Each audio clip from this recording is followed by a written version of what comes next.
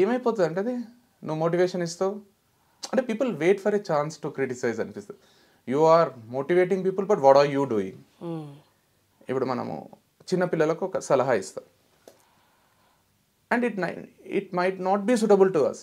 నాకు అది సూటబుల్ కాకపోవచ్చు at my age. If I'm talking to a person who is 15 years old, if I tell him like అరే ఈ ఏజ్లో కొంచెం మంచిగా చదువుకోవాలి, ఈ ఏజ్లో కరెక్ట్ ఉండాలి, అది 25 years ఏజ్ అనుకో 30 years ఏజ్ అనుకో అది వర్తించదు అది. సో యూ కాంట్ ఇప్పుడు that person can't come and question me saying that నువ్వేం చదువుకోమంటున్నావు, నువ్వేం క్రికెట్ ఆడుకుంటున్నావు అంటే I'm done with that phase. So when it comes to Ram Gopal Varma గారి ఇంటర్వ్యూస్ చూసినప్పుడు కూడా నాకు అదే అనిపిస్తుంది. చాలామంది ఇన్ఫ్లుయెన్స్ అవుతారు, అరే ఇట్లా ఎంజాయ్ చేయాలి. But what did he do at an age of 21, 22?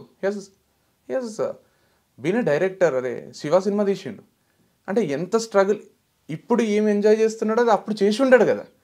అదే ఒక 21 years ఒక 19 years పిల్లోడు చూసి అరే have to lead a life like Ram Gopal Varma అంటే he has not led a life like what is trying to tell you now. నాకు ఒక దగ్గర అడిగిండ్రు నాగార్జున యూనివర్సిటీలో ఇక్కడ రామ్ గోపాల్ వర్మ ఎంజాయ్ చేయండి, చదువులొద్దు ఏమొద్దు, చిల్ చేయండి అని చెప్పిండట.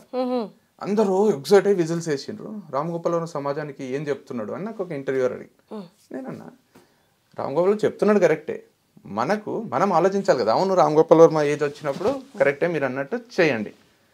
ఆయన ఎంత స్ట్రగుల్ అయ్యి ఎంత గోల్ ఓరియంటెడ్ ఉండి ఆయన ఎంతమందిని కన్విన్స్ చేసి అక్కడ అమితాబ్ బచ్చన్తో సినిమాలు తీసిండు, అమీర్ ఖాన్తో తీసిండు, నాగార్జునతో తీసిండు, వెంకటేష్తో తీసిండు, శ్రీదేవితో తీసిండు.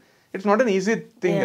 అంటే he might be so focused, అంతా చేసి అంత సక్సెస్ అయిపోయి మొత్తం పాన్ ఇండియా అని ఇప్పుడు అంటున్నాం. కానీ ఆయన అప్పుడే ఒక తెలుగోడు పోయి అక్కడ సర్కార్ రాజు రంగీలా తీస్తుంటే అందరికి ఏం జరుగుతుందో అర్థం కాదు.